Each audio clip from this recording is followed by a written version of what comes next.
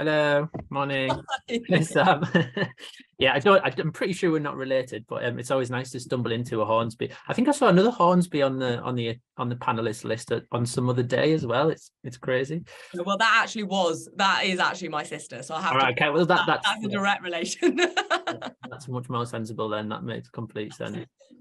Lee, you've got a presentation, don't you, to show everyone all about the future of the creative industries? I do, yeah. It's more of a kind of visual cue for people. So let me just grab it up for everyone. Amazing.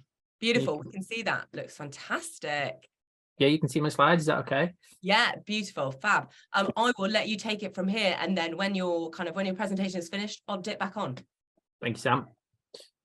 Cool. Morning, everybody. So yeah, lovely to be beamed into you this morning. I'm currently in a very chilly South Manchester. Hope everyone managed to, or some of you at least managed to get into school this morning. I know it's a bit crazy out there. Or if you're watching this back, then yeah, hello to you too. So yeah, my name is Lee Hornsby. I'm the lead development and partnerships manager here at Creative UK. So I'll tell you a little bit about what that means in kind of broad strokes, so you have a bit of a sense of what I do here. So I work mainly with colleges and universities up and down the UK, but also with all sorts of different types of creative organisations around the UK as well.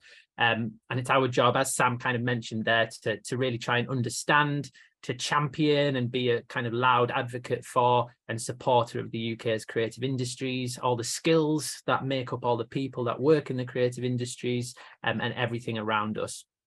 So I build professional working relationships and partnerships with all those creative industry organisations and individuals, and with other organisations who care about the creative industries and who works in them as well. And so again, to support them and collaborate with them. As Sam mentioned, working with our government, so people who make big policy decisions around what might impact our creative sectors and what goes on in them.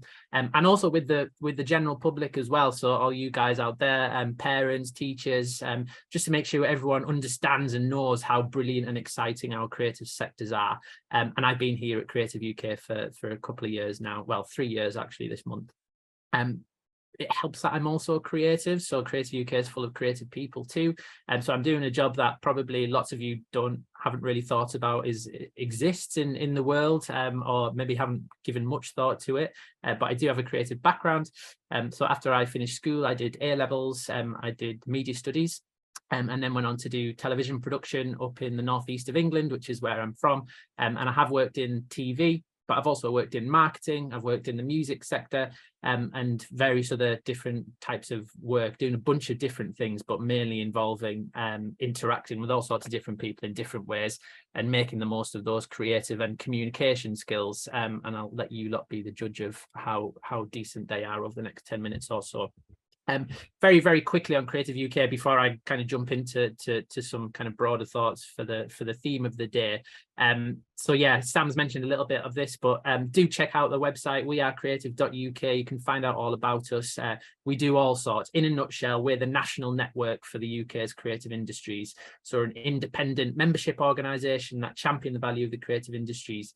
We know talent's everywhere, but opportunity isn't. So we try and connect all of that talent to creative businesses and to organisations across the creative industries, from arts and culture, film and TV, video games to design, publishing and architecture, and everything in between.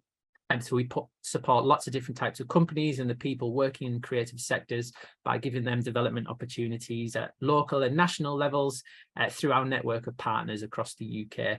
We also invest in creative businesses. So Sam was saying around creative enterprises. So lots of creatives end up starting their own businesses. So Creative UK does a lot of work with those types of businesses, supporting them and investing them in different ways. And we do all of that because we really, really are passionate and truly believe in the power of creativity to change lives. But yeah, our website's right there. Go have a little poke around when you get a chance.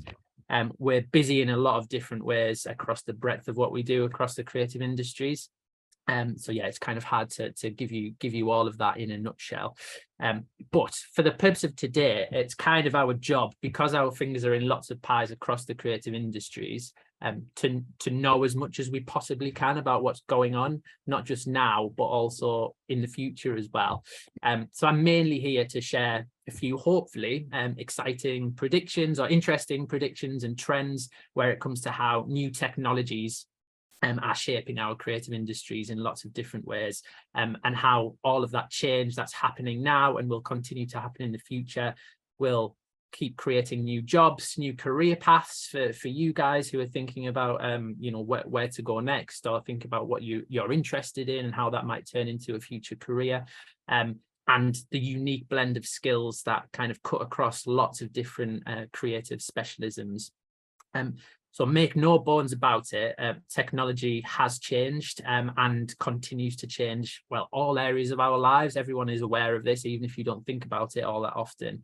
But that applies as much to art and creativity and other creative practices as much as it does to everything else as well. So the ways you watch online video content, TV shows and films, and how we make them as well, how you discover and listen to new music has changed massively over the last 10-15 years and will continue to change. How people illustrate things and draw and animate in different digital mediums, so yeah, using different pieces of software and things to create art, animations, whatever it might be. How the clothes that you're all wearing are designed, how they're made, and how they're bought and brought to you as well. The list goes on and on and on and on and on. So technology shapes and changes every single part of what we do, just in life in general, but definitely within the creative industries.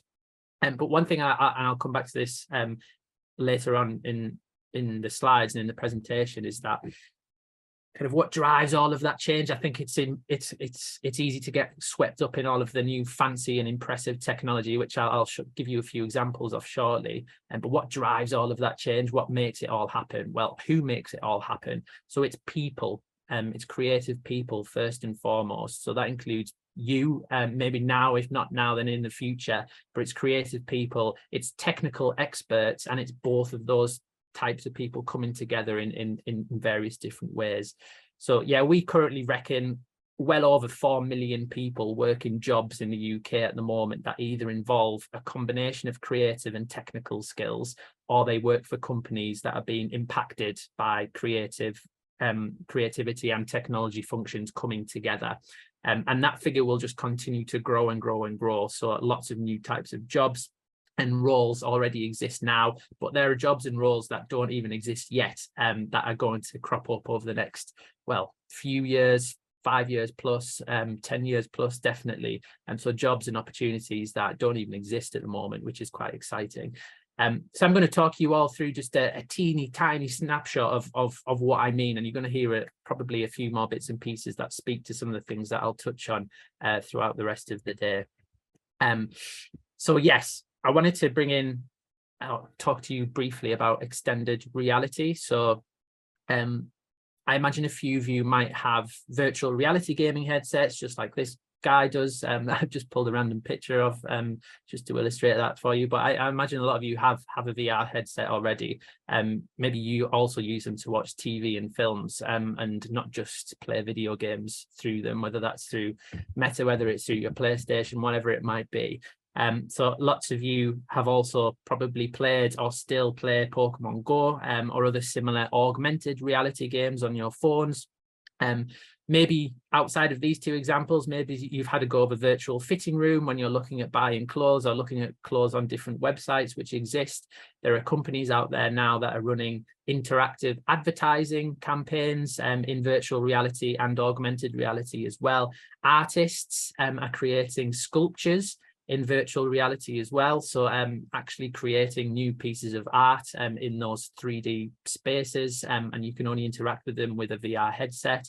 There are businesses using virtual reality and augmented reality to train their staff in how to construct things, in using various different new pieces of software or technology in the healthcare sector as well. So training up nurses and other healthcare professionals using virtual reality settings. I went to Teesside University last year, and they've got a whole team of people working with the fire department up in the northeast, training people. So running trainee firefighters through virtual reality simulations of what it's like to go to a location that's on fire and fight it, and training in that way. So it's not just video games and entertainment. These new technologies are shaping all aspects of what people are doing across various different areas. And we sometimes describe those new technologies under that umbrella term called extended reality, or XR, and that includes virtual reality and augmented reality. So that industry, so all of the jobs and all of the organizations that are working with all of those new technologies are expected to grow massively over the next few years and beyond. So when a sector grows, or when a type of business grows, or when a type of work or creative practice grows, driven by new technology or not, what happens then is that creates new jobs, new careers, and new opportunities. So we reckon, or they reckon rather, the people who've done their research and read about this, that this extended reality sector, if you like, will create up to new jobs for up to 860,000 people by 2025, which is, you know, only in the next couple of years. And my point here is that all of this is kind of quite technical. All of you who might have interacted with virtual reality or augmented reality, maybe you haven't quite thought about, well, who are the people who make this happen? Who are the people who design these things and kind of put them within these pieces of hardware and have me interact with them? And then not just technical computer coding jobs. So some of you might be thinking or have heard a little bit about you know, wanting to go into the world of programming, so working with computers and building pieces of software or things using computer coding languages. And of course, those types of people are needed for this type of work. So thinking about building new worlds in virtual reality or whatever it might be. But they cover the job opportunities, and the career pathways will cover the whole spectrum of careers and opportunities. So there's just a little snapshot there of the types of jobs that they think they're going to need to make up those 860,000 jobs. And this is just a snapshot. This is just the top 10 for each. And yeah, like I mentioned, there's those super technical roles around computer coding, which many of you might be really interested in, which is great. But they also need project managers, so people who are good at organizing things and working with people. They need event supervisors, so people who have a background in putting on events and promoting things. 3D artists, and some of you who might be studying art are thinking about wanting to do more art. Maybe you haven't done 3D art yet, but that's fine. There's lots of artists who start the traditional way, and they learn how to draw and create using new software. And I'm sure lots of you guys will end up doing that as well. So there'll be lots of creative jobs and roles within this type of space. Slight shift. So I'm going to talk a little bit about virtual production as another example of a really exciting way that creativity and technology is changing and creating new opportunities and types of skills that are needed. So when we're making a TV or film, TV show or film, obviously we can go out on location. So you can find a forest if you're filming a scene in a forest, and you can get permission from the council to go and film there and have all of your crew and cast go along to that physical place and shoot your scenes that you need to do. The other thing that happens in TV and film, which some of you will have seen, is just on the left-hand side here is a green screen room. So a lot of you will be probably a little bit familiar with that, or you've seen that. So where actors are all performing, rather than going to a physical place, they're all performing in front of a kind of a green screen, usually in skin tight onesies, definitely if you're performing in a Marvel film or those types of films, but in front of these huge green backdrops, so that visual effects artists can plonk whatever they like on that green screen within their computers and the software they use after. And that's still happening, that's still going on. There's still lots of jobs and roles that's using that type of technology. But the last few years have seen a huge growth in film and TV production, in something that we call virtual production, which is what you see on the right hand side here. So actors and sometimes even audiences are surrounded by huge LED screens that have live virtual effects projected through them, usually via a game engine, so like Unreal Engine. So game designers build computer games and graphics within things that are called game engines. Unreal Engine is just one example of that. So what happens on these LED screens is those things are created and beamed onto those screens live, and so actors and the crew can film within this kind of simulated virtual environment. So they're able to react to those environments in real time. The artists and the engineers are able to be on set and change things in real time and quite dynamically as well. So that's a massive technical step forward of how films and shows have been made, even from just a few years ago. And the key thing about this new technology within the creative industries is that the way that this technology works, and the way it brings different skill sets and careers and job types together into one place. So think about people who just generally are interested in media production. So if you're a camera operator, or if you're in lighting, those types of people are needed here. If you want to go and design video games, they need those types of people with those types of skills to create those assets on those LED screens. Similarly, they also need programmers to support that development side of things. They need designers. So rather than having a set designer who puts on a physical picture frame on the background of a scene, they still need those set designers, but to think about it within this kind of virtual realm as well. Again, lighting, and then your performers and actors as well. So it's a whole melting pot of different skills, creative skills and technical skills, and lots of different jobs that cover all of those different types of areas. Guess how much money was spent on our TV and film production in the UK in 2022? Can't hear any of you, but it's £6.3 billion just in 2022. So where there's money, where there's growth, like I mentioned at the start, where sectors are growing, where technologies are driving growth, there are going to be more and more jobs and career opportunities. So hopefully that's quite exciting for some of you. I couldn't do a talk on the future without mentioning artificial intelligence. So AI for short has caught a lot of people's attention recently. So some of you might have heard or some of the news headlines around ChatGPT, which is an online chatbot you can talk to and even ask it to do things for you. Some of you have maybe even had a chat with it.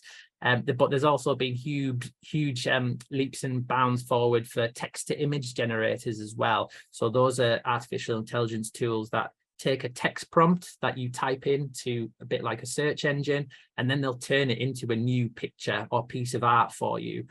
So these pictures that you can see in front of you now, they're all created or generated by artificial intelligence. The three at the top, they've all been tweaked and refined by artists, so they didn't come out looking like this from the get-go, but artists have used artificial intelligence to help them generate these ideas and then turn it into a piece of art or a product design. So yeah, it's really quite exciting. And you guys can go and have a crack at this if you're interested. There's two big ones at the moment one's called DALL-E, DALL-E, and the other one's called Midjourney. And yeah, you can kind of sign up and have a play around with these tools, and it's really impressive and a little bit frightening actually. So I don't want to drift into science fiction territory, but there's absolutely no denying that the kind of improvement and the growth of AI, artificial intelligence, will continue again to change everyone's lives and the creative industries as well. And it already does.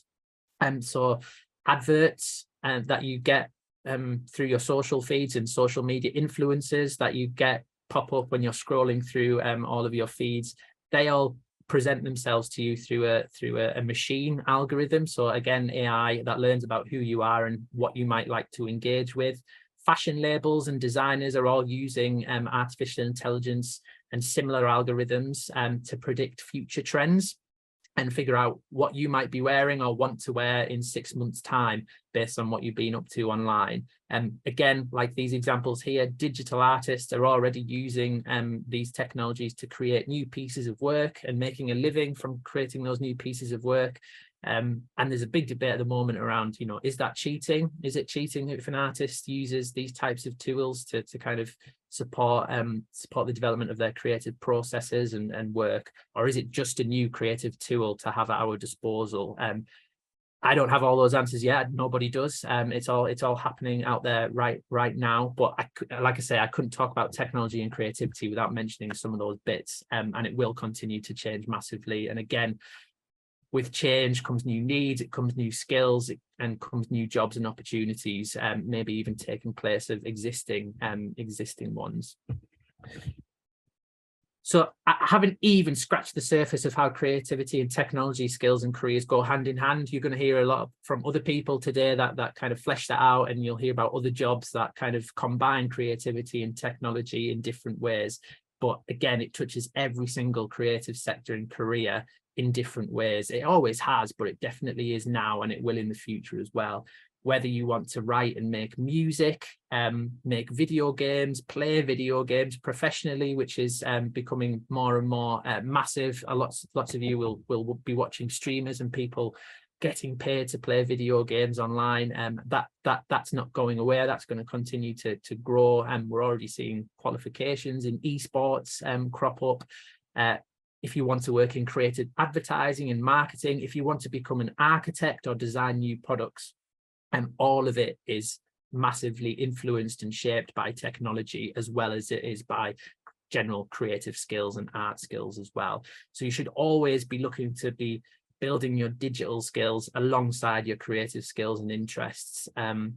You'll be creating with technology, but you'll also be working with technology in creative ways. And if nothing else, I can kind of give you across this 10-15 minutes, is that those two things aren't mutually exclusive, not now, and definitely not in the future.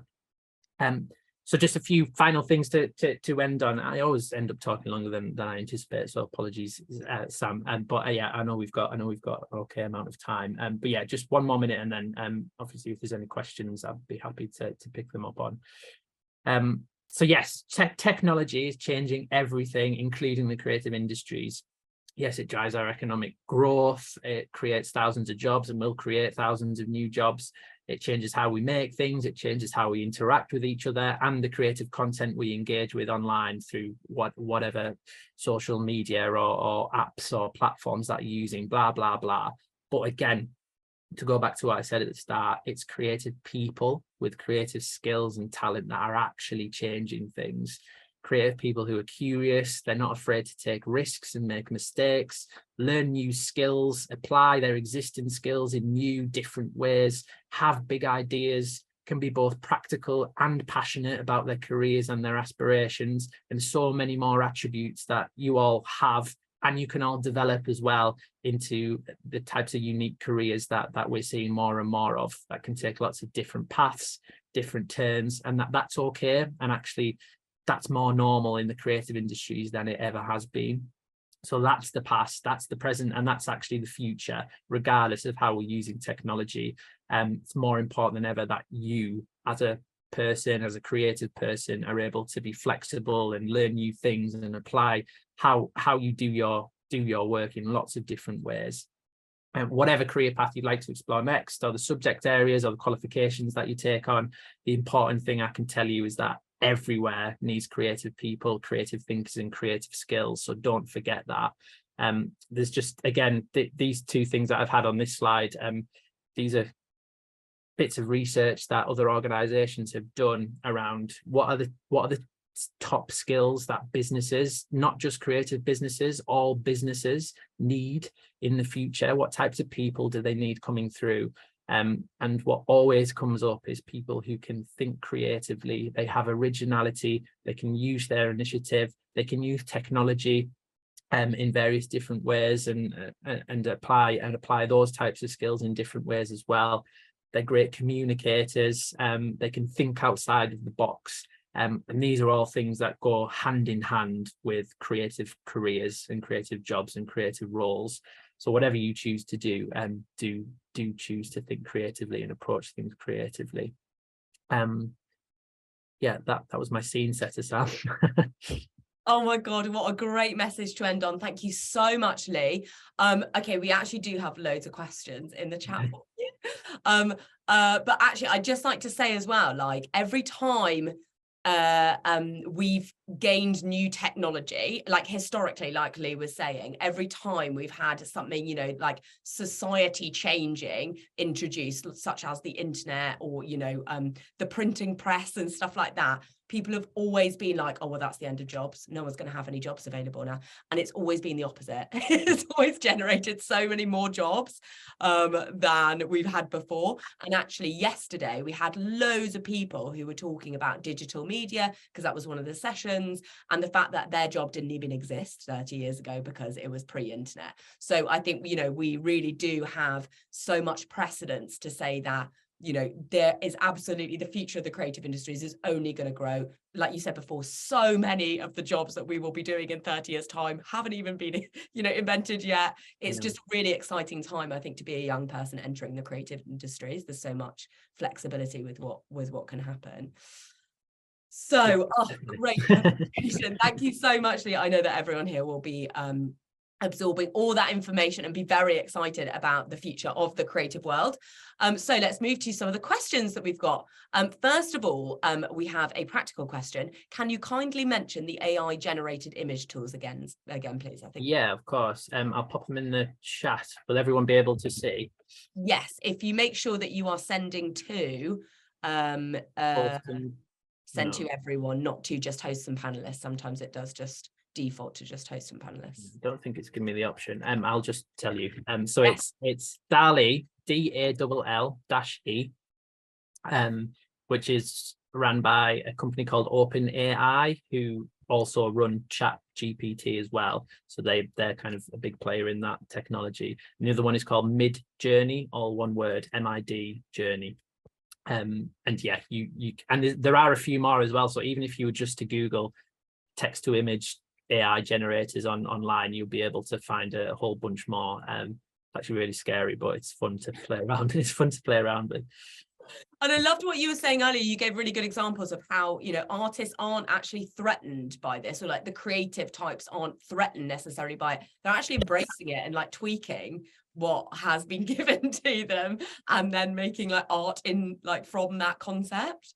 Yeah, and there's some people who are on the fence for sure, and are kind of, like you say, Sam, a little bit kind of panic stricken and thinking, oh God, machines are going to be doing all of the drawing and creating. But really, kind of, we connect with a piece of art or a piece of, you know, a cartoon, whatever it might be, because we know that another human being has made it. So yeah, I think what we'll see is just artists using it as a new tool, just like people use Adobe Creative Cloud and Illustrator to kind of shortcut various different ways of how they design things. I think that's probably the direction that will go in, which is, yeah, really exciting.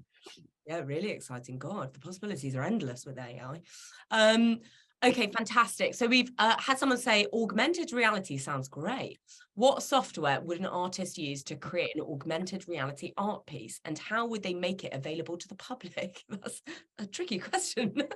Yeah, it's a technical software question that I don't have the answer to directly myself. I don't work in that line of work. I'm just very, very much aware of it. I mean, it would be very, very easy for me to quickly go away and find out. So I'm happy to pass that on if that's useful. But yeah, I think there's probably 4 or 5 different major pieces of software that people use to create 3D work in. Adobe Creative Cloud, which I've already mentioned. I promise we're not sponsored by them or anything. I just use it myself for various different things. But I know that a lot of their software, you can create it 3D pieces of work in Illustrator is an example. After Effects as well is another one for kind of 3D animations. But there'll be lots more that are more suited to digital artists. So yeah, I can pull those out dead easy if you want them, Sam, after this. We actually had the lovely Amy Smith from Frame Store join us a couple of days ago. And she did mention a couple of programs, free programs that young people can go and use now if they want to like kind of dip their toe in the water. Okay. And I think Blender was one of them. Yeah. So I wonder if that would be helpful. But I highly recommend watching Amy's video back, because she did mention a couple of stuff around this, a couple of programs, and we will be releasing all of the YouTube edited videos over the weekend and Monday and Tuesday. So please do keep an eye out on your emails for the announcement when they are live. So there we go. That could be a good place to go and get all the names that you need. And then the next question is actually along those lines. So I think we've actually already answered the next question. So Lee, which bits are you most excited about when it comes to the future of the creative industries? Like, what are the things, what are the areas, maybe possible careers? What makes you most excited when thinking about the future? What I like, what technology is done. So this microphone in the background is by accident. I didn't place that there. I was thinking that. I'm using it. But yeah, I do make music in my spare time and kind of have a music project that's kind of where I'm trying to get off the ground with a couple of other people. But the reason I mention that is because what I think technology has done, particularly just in recent memory over the last 10 years, is give a lot of people more access to stuff that just was unimaginable before. So music production is a really good example. There are people now making hit records and albums in their bedrooms using technologies that would have only been available to them in multi-million-pound studios, and even just, like I said, 15, 20 years ago. So it's really evening the playing field for a lot of people to pursue their interests in a way that they can also make a living from. And that applies to graphic designers as well. So you'll hear about freelancing throughout the day, but what's great is that it doesn't, I mean, it can cost money to get these pieces of software and this technology that you need to create stuff, but it's much, much, much more accessible and cheaper as time has gone on than it ever was before. So if you are thinking about being a professional creative, whatever, the chances are that once you've learned your skills and the skills that you need, that you can access all of this stuff dead easily within the safety of your own living room and living spaces as well, and make a living doing it, which just, yeah, like I say, without that new technology just wouldn't have been possible before. And I only see that going in that same trajectory over the next 5-10 years as well. So, you know, eventually people will be making, you know, virtual reality games just on their home computers and other bits and bobs as well, which yeah, again, it's just super exciting. That's so cool. And I love that idea. Like, you could take that so much further. You could be like, people are going to be making, you could just have a one-man show, like one person show, feature-length film being made in, like, from the safety of someone's own home. Yeah. And it could win an Oscar, you know, like. And if you think, you know, online content creators and social media influencers, they weren't a thing, you know, God, I don't know how long ago, but even when YouTube first started, the video quality of those early YouTube kind of leaders and creators was terrible. If you watch them now, all the people that you guys who are watching or tuning in afterwards, all the people that you like to watch on YouTube or on TikTok or on Instagram, you know, the production quality of some of those content creators is just out. It's just next level. It's kind of professional standard. And again, that's only possible because technology has changed so much and become much more accessible to people. So yeah, for sure, I wouldn't be surprised if we did. I mean, I'm pretty sure feature films have been filmed on iPhones already and released theatrically. I think that's a thing. Yeah, no, I'm sure, absolutely. I know, it is amazing, isn't it? Yeah, you're so right. The accessibility of creativity is just going to grow, and like that expands to, like, I guess, kind of the more traditional art forms as well, I suppose, like craft as well.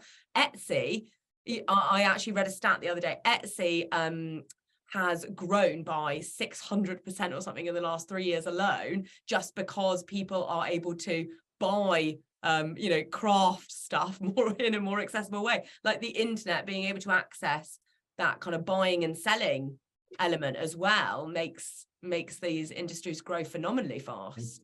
3D printing as well. You only found that in super specialized laboratories probably 5, 6, 7 years ago, maybe a bit longer. But people have 3D printers at home now, and they're making stuff and selling it.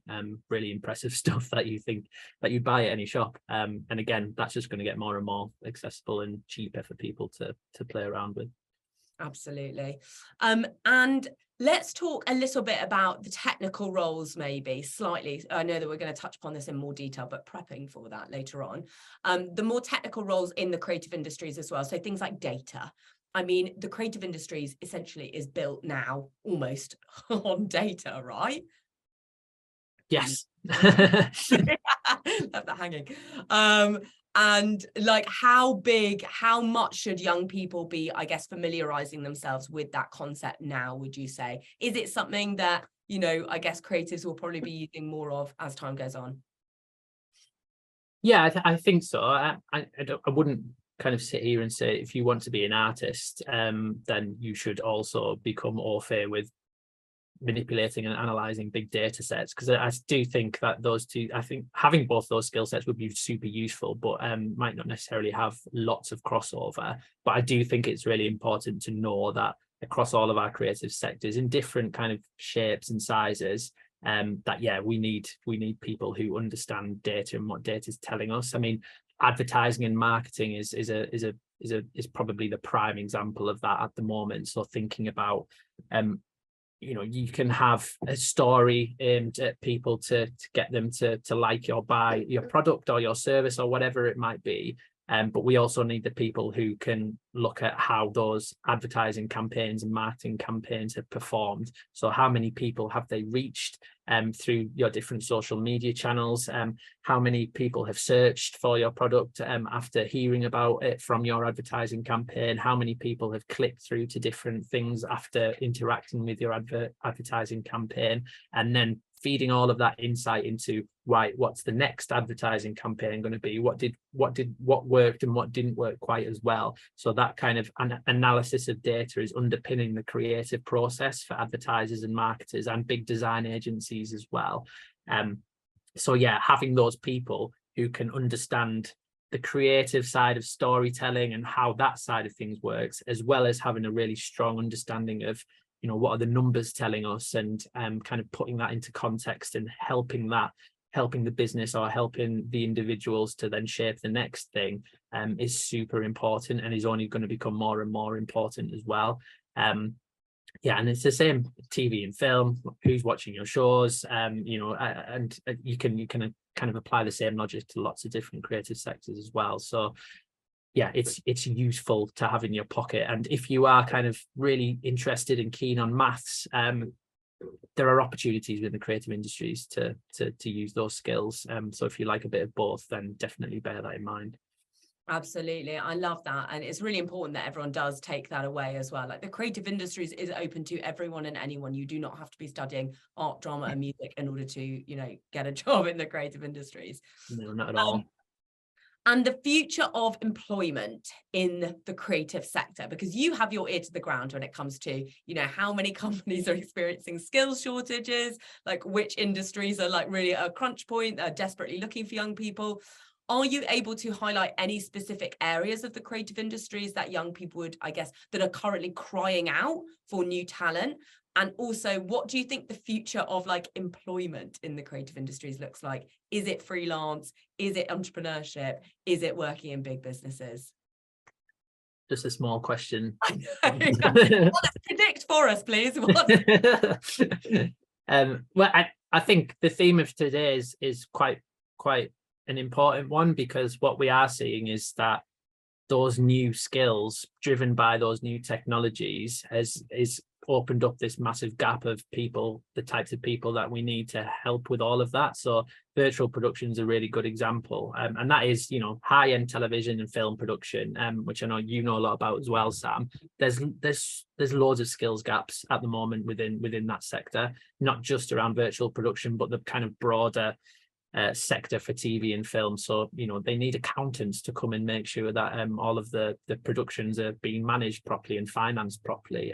They need production coordinators just to make sure that the logistics of a TV or film shoot goes smoothly. And so there's lots and lots of different types of jobs that, you know, you don't hear about, or you might not have heard about at school, that exist, and therefore the TV and film sectors are really struggling to find those people who are really keen to step into those roles. So yeah, anything where there's this big advent of new technology, there's skills gaps. Video games is another one, very popular at the moment in terms of, you know, lots of people want to work in the video game sector, but having that right blend of technical and creative skills is still a problem for them at the moment. So yes, kind of depending on what you study or take onto university or whatever it might be, kind of making sure that you have a really well-rounded kind of skill set that can feed into those sectors. But yeah, TV, film, video games, just creative and creativity and technology in general are just growing massively, and therefore when they're growing massively, there's skills gaps and there's job opportunities. In terms of the future of work, so yeah, I'm sure you'll have heard, everyone will have heard this plenty of times over the last week. A third of the entire creative workforce in the UK are self-employed, so they're freelancing, and 9 out of 10 every creative businesses in the UK are micro businesses, so they employ 5 people or less. So that's just to give you an idea of kind of the makeup of the creative and cultural industries in the UK. We're not seeing that changing anytime soon. So we actually think freelancing will become more and more prevalent, not just within our sectors, but within other sectors as well. You've seen this massive explosion in the gig economy. And so, you know, just taking on jobs here and there, whether, you know, that's an Uber driver, maybe you're just creating a logo for someone through Fiverr, which is a website that freelancers use. And that is just growing and growing and growing. So we're not seeing that trend going anywhere soon. I think we need to see more support for freelancers, but that's a kind of separate issue. But yeah, what we're seeing is people wanting to do more and more ad hoc freelancing work, regardless of creative sector as well. So that's the direction of travel, and we don't see that changing anytime soon. Amazing. Yeah, and I completely can see that as well. Like freelancing people want to be in control of their own futures, their own time. It, like you were saying, across like the whole of the working world, not just in the creative sector. And so, you know, like I said, guys, we have a session on freelancing coming up shortly anyway. So it's really important that everyone who is curious about that has a listen to that. Lee, is there anything else that you would like to say to the young people, to impart your, you know, wide wisdom? Let them know what you're thinking. I mean, I think I've probably alluded to everything that I wanted to allude to, but you know, I think if anything, just be curious. I know it sounds like maybe a bit of a cheesy thing to say, as you're all thinking about, you know, what jobs you want to do in the future. But I like I mentioned, I did TV production at university and worked in TV. The reality was I didn't like working in TV, so I ended up moving into different sectors and doing different things. Still done lots of content creation, but what I actually like is connecting with people and communicating with people, and I'm passionate about the creative industries. So kind of this job that I'm doing now and other similar jobs I've done in the past, I knew nothing about, and I would never have envisaged myself doing anything like this when I was at school, when I was at college, when I was at university. And the only reason that that's happened is because I've kind of stayed curious. If I've got bored, I've moved, I've learned new skills, I've developed new skills and applied them in different ways. And I just think all you guys can do that and should do that as well. Be flexible and be curious. Amazing. I love that. And actually, you guys might already be doing that. You just might not recognize that you're already doing that. Posting on social media is actually an asset that you can use in the working world, but it seems like a recreational thing probably to you guys at the moment. Stuff like that, you know, you probably already have the skills. Lee, thank you so much for joining us. Everyone needs to check out Creative UK, because genuinely, guys, it's a really helpful body of work to know. It's just a really interesting business to be aware of. They hold a Creative Coalition Festival as well every year that has free tickets for young people. We've just missed the last one, which Lee was manically working on, but it is phenomenal. They assembled together loads of speakers from the creative industries talking about what they do, the projects that they're working on, like all the exciting things that are happening, future trends, stuff like that. So everyone sign up to be aware of the next year's Creative Coalition Festival. Is very much worth a watch. We also got a mention in the opening speech, so You did. somewhat famous now. Thank you so much, Lee. It's been lovely having you here, and we've learned so much today. I've taken lots of screenshots of your slides to send to our team, and I'm sure that we will be able to share those slides with everyone afterwards. Great. Thank you so much. Thanks, Sam. Thanks, everyone.